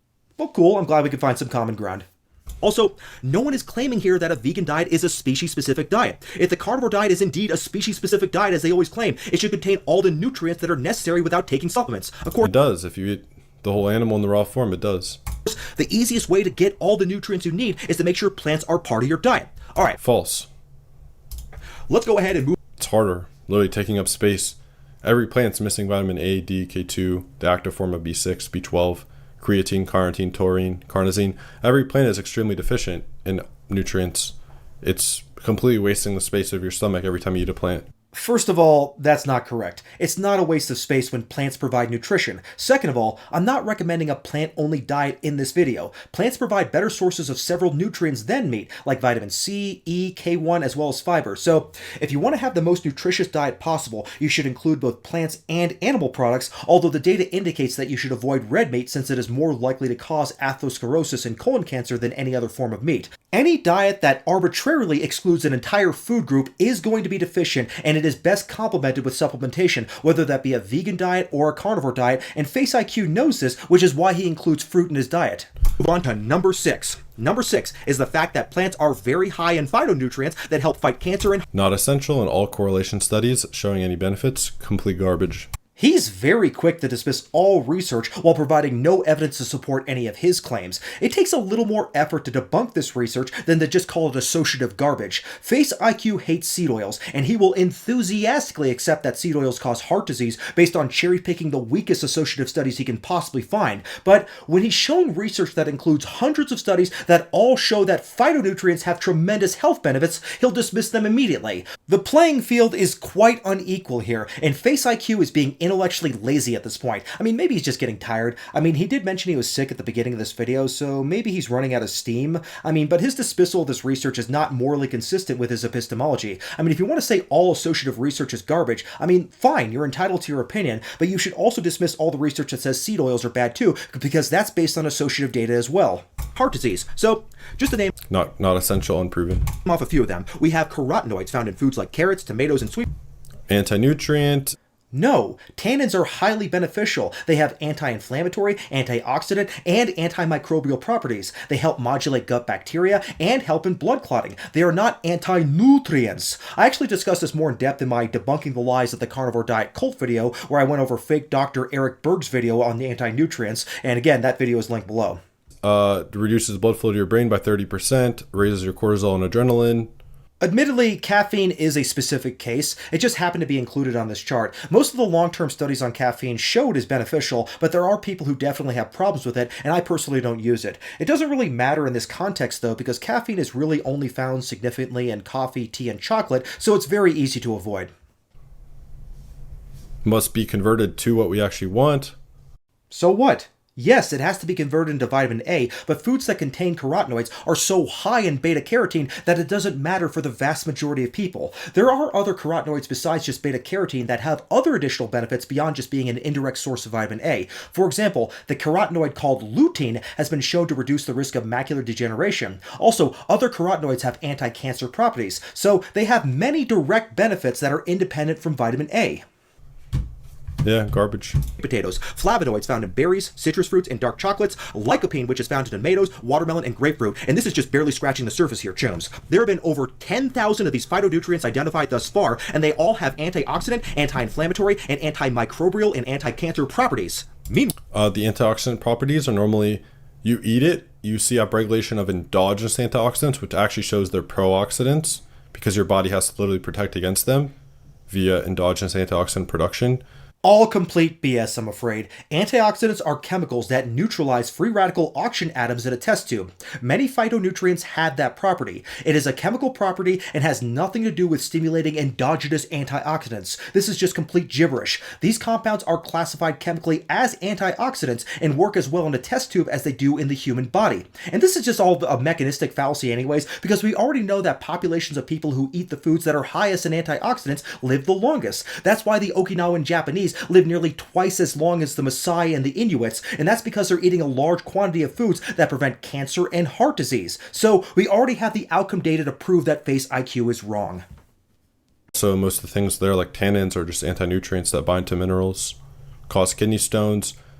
This claim about tannins causing kidney stones is based on a very weak mouse study that has never been replicated in human beings. The actual studies in humans show that tannins have a protective effect against various diseases, including kidney stones. So the strongest evidence shows that tannins are beneficial. Anything else is just cherry picking. Oxalates build up in your body. Goitrogens disable your thyroid over time, lower your iodine. It can cause retardation in kids. This has been observed. Most kidney stones are due to oxalates, dietary oxalates, and excess vitamin C turning into oxalates. Yeah, most of the things you listed are just poisons. Whew, Christ almighty, that is some serious gish galloping. Things like oxalates and goitrogens, just like all of these other anti-nutrients, are destroyed by cooking. So almost nobody's going to be getting too many goitrogens in their diet. And even if they did, goitrogens are not an issue just so long as you're getting iodine in your diet, which pretty much everybody does unless you're living in the third world. Excessive vitamin C consumption would have to be over 2,000 milligrams per day, which is pretty much impossible without excessive supplementation. All the research ever done on plants shows that the benefits far outweigh any negatives. If it really were the case that plants were producing toxins to stop us from eating them, then why do the longest lived populations on Earth eat the most plants? Why is it that the healthiest diet is the Mediterranean diet, which is mostly plant-based? This recent article reviewed all of these so-called anti-nutrients and concluded that while if ingested in isolation in large quantities they could theoretically have negative effects, in reality, quote, these compounds are rarely ingested in their isolated format as we know from how these foods are traditionally consumed. Plant-based diets which contain these compounds also contain thousands of other compounds in the food matrix, many of which counteract the potential effects of the anti-nutrients. Therefore, it remains questionable as to whether these compounds are as potentially harmful as they might seem to be in isolation, as they may act differently when taken in within whole foods that are properly prepared, unquote. They're defenses for the plant because the plant doesn't want to be eaten. It wants its fruit to be eaten to propagate the species. Garbage. If plants were producing toxins to stop humans, they would also produce these very same toxins to stop other plant-eating animals. So, how is it that over 1/3 of all animal life consumes plants? If these plants are producing toxins to stop us, they're doing a pretty shitty job, especially since there are people who live to over 100 years old who eat plants for their entire lives. Also, the most successful plants in the botanical kingdom are plants that humans cultivate for consumption, so plants stopping humans from eating them wouldn't be a benefit to them. The Carniclowns love to talk about anti-nutrients found in plants like lectins and oxalates, but the fact is that those are not found in sufficient enough quantities in plant foods to be clinically significant, and they're broken down through cooking and preparation of plant foods. Yet, actually, they're more easily absorbed through cooking. Yes, some are disabled, but then the ones that are left are actually more easily absorbed. Actually, like the article I just quoted says, the opposite is what's true. These anti-nutrients are actually mostly neutralized by cooking. So, if you have a history of oxalate kidney stones, you can cook your vegetables, or you can avoid foods that are high in oxalates to begin with. Not all vegetables contain oxalates after all. While meat is high in advanced glycation end products, also False. Only cooked meat. even raw meat contains AGEs. Cooking does make meat worse, but even raw meat contains more AGEs than plants, especially red meat, which is the highest source of AGEs. Fruits and vegetables are lower in AGEs than meat, and the small amount of AGEs found in plants are trivial.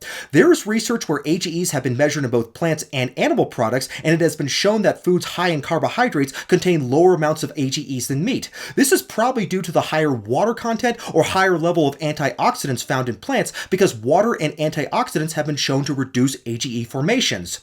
You can also keep the AGE content low in vegetables by avoiding excessive heat when cooking them. So soups are usually a good option since the heat levels are low compared to other forms of cooking like frying or dry baking. But to give some context to this, an apple contains 45 AGE kilounits per 100 grams, while fried bacon has, get this, 91,577 AGE kilounits per 100 grams. Of course, FaceIQ will counter this by saying, oh yeah, that's just because it's cooked, but even raw beef has 707 kilounits per 100 grams, so it is still much higher in AGE than fruits and vegetables, even when it's not cooked.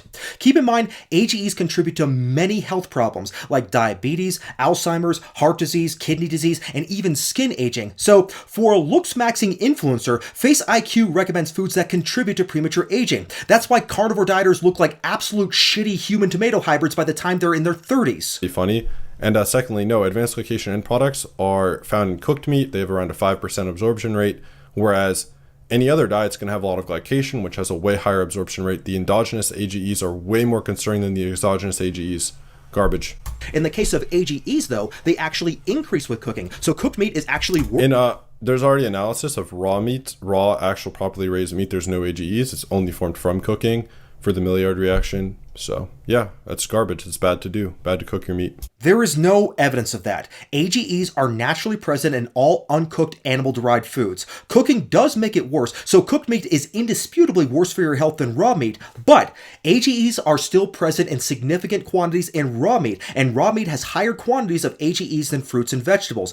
Any claims that AGEs aren't present in properly raised meat, whatever the hell that's supposed to mean, I mean, that's just speculative, and it's not supported by any evidence-based data. Raw meat. AGEs are linked to... Whoa, what did you just say? They actually increase with cooking, so cooked meat is actually worse for you than raw meat. AGEs... Wow. I completely agree with you, dude. Yeah. I'm glad we're in agreement here, but it's worth mentioning that just because something is healthier, that doesn't necessarily mean that it is safer. Safety is different from health. Cooked meat is worse for your health than raw meat due to the increased AGEs and carcinogens, but raw meat is less safe. The reason humans started cooking meat in the first place hundreds of thousands of years ago was to kill off bacteria and parasites that can cause infectious diseases. I mean, how do you think RFK Jr. got that worm in his brain to begin with? It's because he eats raw roadkill. So, eating raw meat does have better nutrition than cooked meat, but it also comes with some potential safety issues that can be mitigated through sanitation, but it can't be avoided completely since it is impossible to raise any animal in a 100% sterile environment. These are linked to type 2 diabetes, cardiovascular disease, dementia. Yeah, you're failing to realize the exogenous AGEs are just nothing compared to the endogenous ones, the ones formed through glycation in your own body, sugars and fructose binding to proteins. The exogenous AGEs are at a very small amount, and they're not actually that absorbed. They have very low bioavailability, around a 5% rate of bioavailability, so you're kind of in bad faith here. What he says about the 5% bioavailability is completely incorrect. It's actually 10 to 30%. And also, the AGEs tend to accumulate in the body, so if you're eating foods that are high in AGEs on a daily basis, like meat for example, it will have chronic deleterious effects on your health and your appearance. Depression, schizophrenia, and premature aging. So all of those things would be more present in any other diet, to be clear. You kind of just proved that it's better than most diets, but okay. Nope. The diet that has the lowest risk for disease is the Mediterranean diet. That has been proven through well-designed, randomized clinical trials, so not just associative data. The AGE content found in animal products isn't the only problem with eating an all-meat diet, but it probably is a contributing factor to many diseases. Ever wondered why most carnivore dieters look like wrinkly human tomato hybrids, or they have to spend over $100,000 to make their face look... It's mostly the salt. Nice argument, Senator. Why don't you back it up with a source? My source is that I made it the fuck up. Also very high in uric acid, which contributes to kidney stones and can also cause gout. Oxalates found in certain plants like spinach. That's caused by cooking, to be fair. This is a half-truth. Uric acid is also found in raw meat, although cooking does make it worse. In fact, organ meats actually have a higher level of uric acid, so much so that doctors will tell their patients to avoid organ meats if they're at risk of kidney stones. It turns out that the... So he's really just attacking cooked meat, really. Which I agree with, to be fair, so fair enough. No, I'm attacking the idea of an all-meat diet being good for human health, which is something you agree with since you eat fruit. Let's move on to number 5. Human saliva contains salivary amylase. Pure carnivores don't have any salivary... A wolf has it. He meant dogs, but dogs are omnivores, so it proves my point. Amylase, and that's because salivary amylase breaks down complex carbohydrates like starches. Studies show that carnivores do not have salivary amylase. No, I agree. We're intended to eat some starches. Clearly, I agree with him here. For sure, yeah. And all omnivorous animals do, including humans. So, if humans were truly a carnivorous species, why would they produce an enzyme that helps us break down starch, which comes... To be fair, why does a wolf produce it? Because dogs are omnivores. Carnivorous animals will produce a very small amount of the amylase enzyme in their pancreas, but only omnivores and herbivores will produce salivary amylase. For example, cats who are obligate carnivores do not produce salivary amylase. So, true carnivores cannot break down starch, which is why they will starve to death if they only have plants to eat. Now, I have heard some carnivore dimwits try to counter this by mentioning how carnivores produce amylase in the pancreas, but that's misleading. The only reason some carnivores have any pancreatic amylase is because they occasionally ingest some plant material in the stomachs of the herbivores they eat, and this amylase helps them digest this trace amount of plant material. Humans, though, naturally have a diet that is... so they do eat some plant material. Yes, of course, but they can't survive on it like true omnivores can. And so humans have both salivary amylase and pancreatic amylase to digest this major source. That's why cats who belong to vegans who feed them a vegan diet will often die young, because cats actually are carnivores, unlike human beings. Cats need a lot of taurine. I would agree that cats need more raw meat than us, like proportionally. They need a lot of taurine. Like there's some evidence to suggest that, yeah, we don't need proportionally 100% meat in the diet. It can be more like 70 to 80%. Whereas something like a cat needs essentially 100%. I would agree with that. So I don't want to put words in FaceIQ's mouth here, but it sounds like he's saying that he agrees with me that humans are not obligate carnivores like cats or crocodiles. That was the only point I was trying to make in my video he's responding to.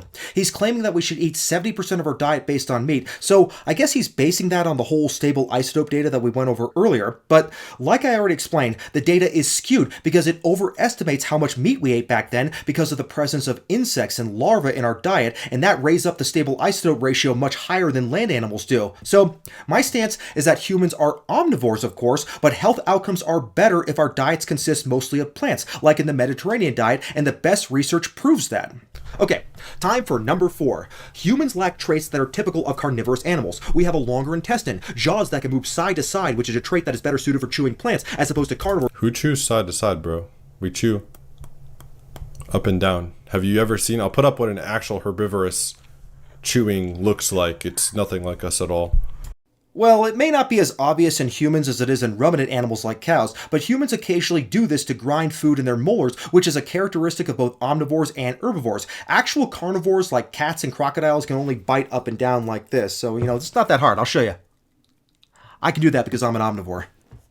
That just bite up and down and swallow without much chewing. We also lack natural anatomical features common on carnivorous animals like night vision and claws. Like I already mentioned, the meat... Yeah, because we've never had to use our actual body, our teeth or our hands to kill animals. We've always used tools. There's no doubt that humans have used tools to hunt animals in the past because they're not physically suited to kill animals like actual carnivores can. But of course, humans also use tools to harvest and prepare plants for consumption, including grains, and this practice dates back to at least 780,000 years ago. So our brain helped us in acquiring many different food sources that we wouldn't be able to acquire naturally with just our natural anatomical features. It didn't just help us eat more meat, it also helped us eat more plants too. That we evolved eating in early times was likely carrion meat, which explains our stomach acidity, and it also may explain why humans generally don't enjoy killing animals, even though they like the taste of meat. I love killing animals. Speak for yourself. Most people don't like killing animals, though, so I think I speak for most people here. Not only that, it's been shown that people who work in slaughterhouses have a higher incidence of mental health problems. So even people who willingly enlist themselves to work in professions where they know they will have to kill animals are much more likely to experience depression and even PTSD. Killing animals is not something most people enjoy doing unless they are psychopaths. Because the meat we ate prehistorically came from animals that are already dead. And funny enough, that's something that hasn't changed in the slightest. Most people today cannot comfortably eat meat unless it is already dead and someone kills the meat for them. True carnivores... He's right about this. You should completely understand when you're eating meat from the store that you are responsible for an animal's death, and you should see nothing wrong with it. Well, why do you think most people don't want to think about where their meat comes? It's because they're not comfortable killing animals themselves. Contrast that with a lion that will easily kill its prey brutally without a moment of hesitation. If humans are carnivores, then they are the only carnivorous species that has ever existed that has to use cognitive dissonance to eat their meat. The only issue is how modern animals are raised, which is why you should get your meat from a responsible farm. If you were a true carnivore, why would you have any compassion for your prey? Why should you care about how the animals are raised? Also, if you are against factory farming, which is what I assume you are talking about here, why do you encourage people to increase their consumption of meat? Why do you think factory farming exists to begin with, FaceIQ? It's because it is the only form of animal agriculture that is scalable enough to meet the demands of a population of 7 billion people who want to eat meat every single day with every single meal. That kind of astronomical demand requires meat to be cheap and readily available for everyone, and that is something the traditional, idyllic, ma-and-pa style family farms could not possibly provide, not in a million years. So the type of agriculture that you support, FaceIQ, is completely irrelevant in the modern age. If you really want farm animals to be treated better, then you should recommend people reduce their consumption of meat so other less cruel forms of animal agriculture could actually meet the demand. If humans were truly carnivores, then humans would not be bothered by animal cruelty. Look at the Inuit. They're doing the same thing. They're killing the animal and drinking its blood. They have no remorse. They have smiles on their faces. The kids have smiles on their faces while they're drinking the blood and eating the liver. Children can be brainwashed to be okay with just about anything. I mean, just look at the children of ISIS fighters who will happily perform acts of violence against other people. Inuit children have some of the highest rates of depression, mental health disorders, and suicide on the entire planet. So, them growing up watching majestic animals like seals, whales, polar bears, and walruses getting brutally murdered is probably having a negative impact on their mental health. Most people are absolutely disgusted by it. We're disgusted by this treatment of animals. There's no respect. It's different. You're being hypocritical here, because by promoting your diet and encouraging more people to eat meat, this kind of suffering which you don't support will actually increase. If you want this kind of diabolical cruelty to end once and for all, then you should recommend people reduce their consumption of meat. But you don't. Hell, you don't even have to push for veganism. You just have to tell people to cut down on the amount of meat they're consuming. You're saying the opposite here, though, so what you see here will only get worse based on what you recommend. So please, FaceIQ, don't give me this bullshit about having respect for animals. If you had respect for animals and you wanted this type of agriculture to stop, you would take action to reduce the cruelty we see in factory farms. You just don't have to think about it when someone else kills the animal for them. And I'll get more into that point a little bit later, but let's go ahead and move on to number 3. Meat is good for short-term survival and may have been a good source of antagonistic pleiotropy. calories in prehistoric times, but the paradigm has shifted dramatically these days. Now, we live in a world of complete abundance. The food that was once optimal for survival in ancient times is now detrimental for our longevity in modern times. First of all, if you go to any Walmart in the United States, it's very easy to see that— By the way, this antagonistic pleiotropy argument still literally proves then that meat is optimal for development and for your earlier years to develop. But what this just happened here is this vegan just made an argument that you should eat meat for the first 20 years, 25 years of your life. This vegan just proved you should eat meat according to his own argument. I'm not arguing for veganism in this video. I'm an ethical vegan, so I don't care about anything health related as it pertains to veganism. I made this video to make the case that humans are omnivores, not carnivores. Children should eat a nutrient-dense diet, of course, but a nutrient-dense diet wouldn't be a diet that excludes entire food groups for arbitrary reasons. Plants have many health benefits, so there's no good reason for anyone to want to avoid them.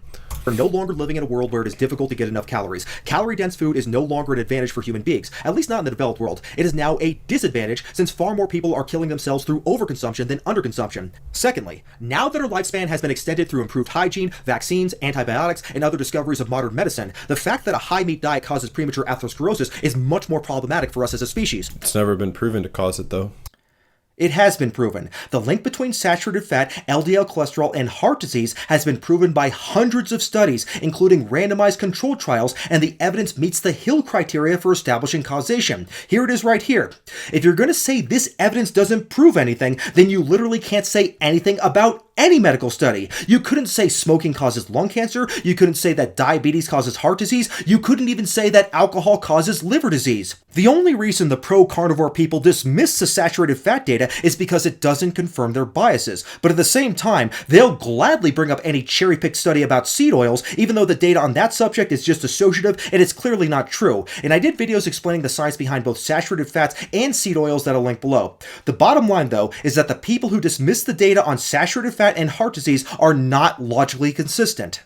The human lifespan has improved significantly just in the last 50 years, in fact, and it is way beyond the average lifespan of prehistoric humans especially, and this is true. Yeah, but is that due to our diet, or is that due to us keeping people alive artificially, essentially? Like, yeah, now we're keeping, a lot of people with Down syndrome alive, people who can't even breathe, we're keeping them alive. They're not actually living, they hate their lives. Maybe not the Down syndrome people, you get my point? Yeah, look at the actual rates of disease, though. Just because we can hook up someone to 10 machines and then keep them alive for 2 decades isn't really a sign that, like, the plant-based diet is working, though, is it? So this guy looks young. He's probably in his early 20s, so maybe doesn't realize that not everybody who's in their 70s, 80s, or 90s is on life support, and not everybody who is old is miserable. There are plenty of elderly people who are functional, fit, and living a high-quality, happy life. Not only that, but 100 years ago, people were dying prematurely from heart disease. And since then, the incidence of heart disease has markedly decreased at the same time people started replacing saturated fat in their diet and replacing it with seed oils. So all the evidence shows that diet does play a role in human longevity, and humans reducing their consumption of saturated fat reduces the risk of dying prematurely from heart disease or cancer. 70s, 80s, and beyond. The fact that the incidence of atherosclerosis increases exponentially with age means that as we get older, we are more and more likely to have atherosclerosis. That means a greater risk of heart attack, stroke, and peripheral vascular disease. To reduce the risk of atherosclerosis, we can exercise, treat high blood pressure and diabetes, and most importantly, reduce LDL cholesterol levels, which is directly related. It's an association. There's confounding variables that can never be properly accounted for. Also, it's not the strongest association. No, it's not just an association. There are randomized control trials that control for confounding variables, and it's an extremely strong association too. I mean, just check out this graph. It doesn't get any stronger than this. Ansel Keys' study, saturated fat and sugar, those had the same correlation to atherosclerosis. Okay, so how can you accept that sugar causes atherosclerosis in that data, but not saturated fat from the very same piece of research? You just said that both of them have the same association, and you have been criticizing the role of sugar in the development of atherosclerosis, and I actually agree with you. Simple refined sugars that have a high glycemic index that we see from things like soft drinks and candy do definitely contribute to heart disease, but saturated fat does it too, and you just admitted it. Of course, that was a frauded study as well. Okay, so I don't agree that the Ansel Keys research was fraudulent, but even if it was, it doesn't matter in the slightest because there have been hundreds of studies done since then that all support the same conclusions of the research done by Ansel Keys, which is that saturated fat causes heart disease. Also, Ansel Keys lived to be 100 years old, so let's see if any of these tomato-faced carnivore gurus on YouTube end up living that long. Meat contains a lot of saturated fat, and saturated fat in the diet raises LDL cholesterol, and so it increases the risk of atherosclerosis. The carnivore diet completely... Nope. Again, it's just you're observing high LDL in people with an upregulated Randall cycle, poor insulin resistance sensitivity. You're observing sick people with a high LDL. No, the research wasn't done on sick people. It was done on healthy people, and in every case, the LDL levels predicted the risk of heart disease. So being on the carnivore diet doesn't give you magical powers that make you exempt from the rules here. I think it is safe to say that the only period in human history where there have ever been humans who ate a purely carnivorous diet is right now. This is not something that any sane people in the past would have ever considered. I would... It's again, it's not really studied. If you're eating raw, nourishing animal foods exclusively, you will see, I hope this is observed, no one doing that and then having the confounding variables such as smoking and drinking, all that accounted for, they're not doing any of that garbage, they will not get atherosclerosis. Well, sure, time will tell, but since raw meat still has all the saturated fat content of cooked meat, there is no reason to believe that eating a raw meat diet will protect you from atherosclerosis. That's just wishful thinking. Number 2, people enjoy eating plants. If you watch any carnivore diet video like those... So? Because obviously, people would not willingly eat so many plants if they were biologically carnivores. People choose to eat these foods because they like them, and they like them because we can derive nutrition from them since we're omnivores. If humans didn't like plants, we never would have bothered to create agriculture. From the steak and butter gal, they often show some kid who is offended when offered some broccoli. He shakes his head and refuses. So, from this, steak and butter gal concludes that people naturally want to eat meat and they hate to eat vegetables. That's because they think that meat is a natural diet for humans and plants are unnatural for us to eat because we're naturally carnivores. Of course, if you offer that same kid some Skittles and Sour Patch Kids, he'd push the meat away immediately and eat the sugar first. Wow, maybe because one's an artificially created drug and one's a vegetable, even though broccoli is not natural, of course. The point I'm trying to make is that we shouldn't trust kids to instinctively know what is healthy for them. Kids will eat their own boogers, and boogers are natural. So, are boogers good for your health? Kids are stupid. We shouldn't care about what they want. We feed them broccoli even if they don't want it because we're the adults and we know what's good for them. So, they better fucking eat their vegetables if they want Santa to buy them a Nintendo Switch 2 this Christmas. Also, I imagine most kids wouldn't want to willingly eat raw meat either. I mean, I'm sure you can find me a couple of exceptions, but I could do the exact same thing with broccoli. Here's a video of a kid gladly eating broccoli without being coerced into it.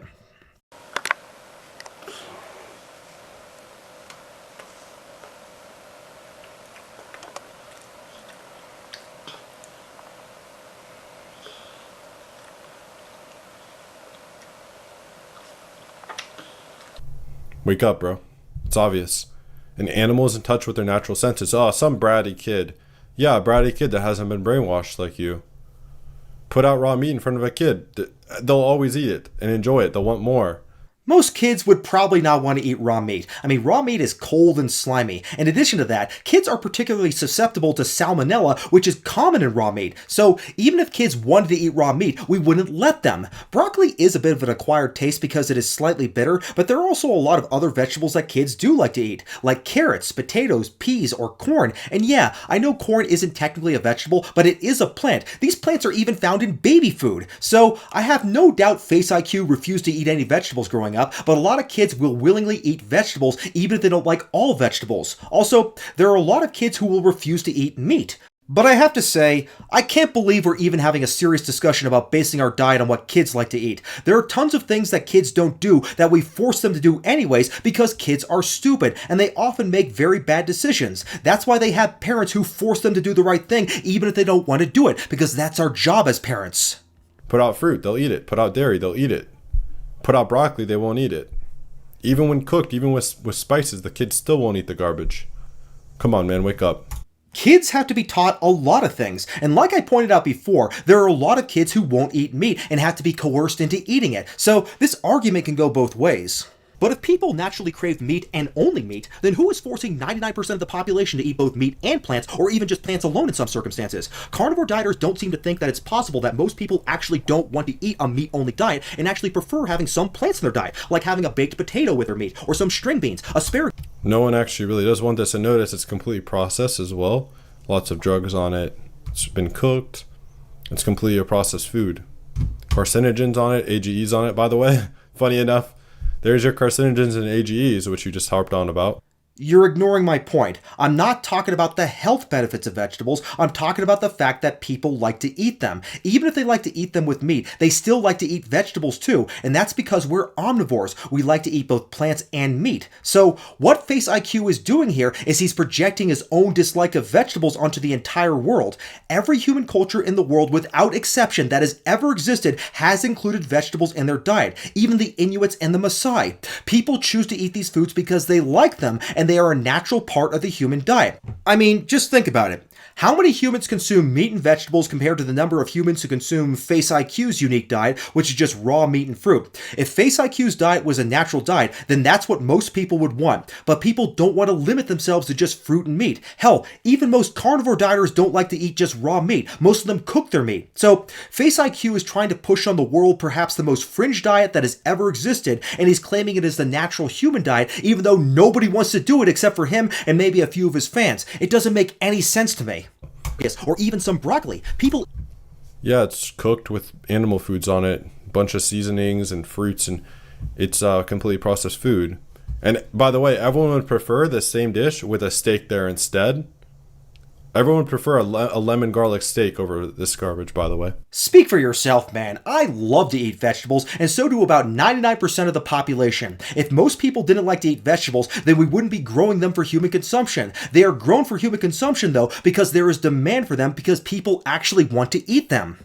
People like eating plants because they are part of an omnivorous diet, and we naturally want to eat them because they taste good. People make their own decisions, of course, on what they like to eat. The fruits do, not the vegetables. And aside from the small cult of carnivore dieters, people actually choose to eat vegetables. If we were free to choose what we eat, practically everyone on Earth chooses to eat an omnivorous diet because that... Who chooses to eat vegetables over fruits?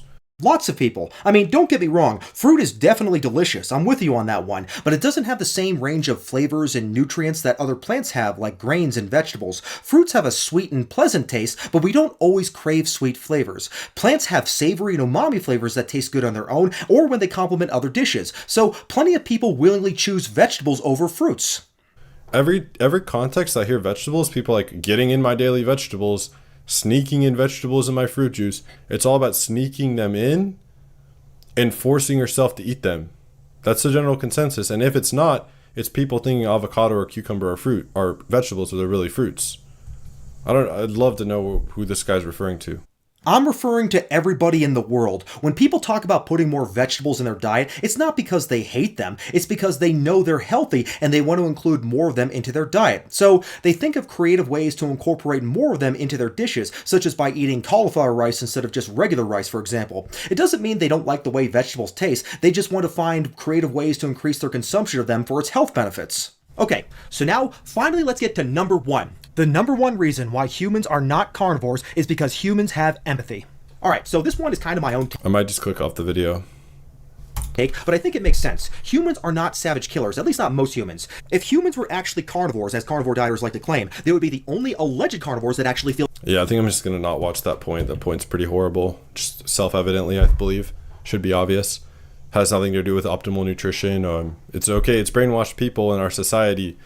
Brainwashed people in our society don't like to kill. Okay. And go to a natural tribe. They have no issue with it. The Inuit will just slit a throat of a seal and eat it raw. Eat the blood, eat the organs. Like no one's business. Who cares Yeah, the people here are completely brainwashed in our society. It's a horrible argument. People don't get brainwashed into caring for animals. They get brainwashed into not caring for them. Humans naturally have empathy and intelligence, so we are smart enough to realize that animals feel many of the same emotions that we do, so that makes it easy to empathize with them. Even you have empathy for them, FaceIQ, which is why you're against factory farming, which is completely hypocritical, of course, since you want people to eat more meat, but the empathy is still there. Back in the Stone Age, we were uncivilized, and we did what we needed to do to survive. So empathy obviously had to take a backseat to survival. Today, though, we live in a completely different situation. We can choose to get our food sources from anywhere we want. There is no scarcity of food in the developed world. Additionally, with science, we now have a better comprehension of the consciousness of animals, and we now realize that they feel suffering, pain, and fear just like humans do. Since we're omnivores, we have the ability to make decisions about where we get our food, and we can do things to minimize the suffering of animals. This is something everyone supports, even you, FaceIQ, because you're against factory farming. Pretty much everyone except psychopaths is against factory farming. People like meat, but they don't like seeing animals being tortured, and the only reason humans are able to comfortably eat as much meat as they do is because they don't have to see it or think about it. They just buy slabs of meat from the supermarket wrapped up in plastic, and they never have to think about the animal that was tortured, brutalized, and killed to make that piece of meat possible. Yeah, I agree with you. We didn't only eat meat, and I think anyone that asserts that would be foolish because we were scavenging for whatever we could find back then. If you found a source of calories, like a fruit, you would 100% eat it as a natural human. Same with honey, same with even a tuber. 100% you'd eat it. And any carnivore, I don't really think any carnivores assert this. Even Bart K understands this.